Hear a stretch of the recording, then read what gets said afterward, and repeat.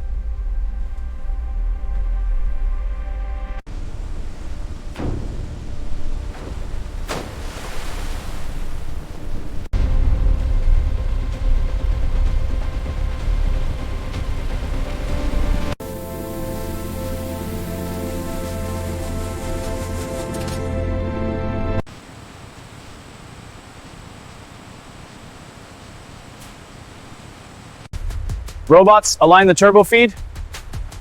Perfect, locking it down.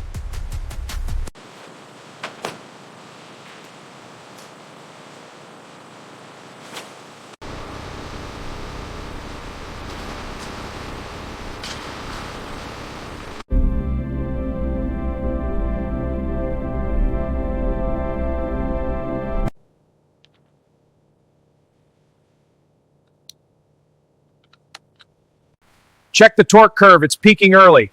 Increasing load to stabilize it. Good, monitor the RPM.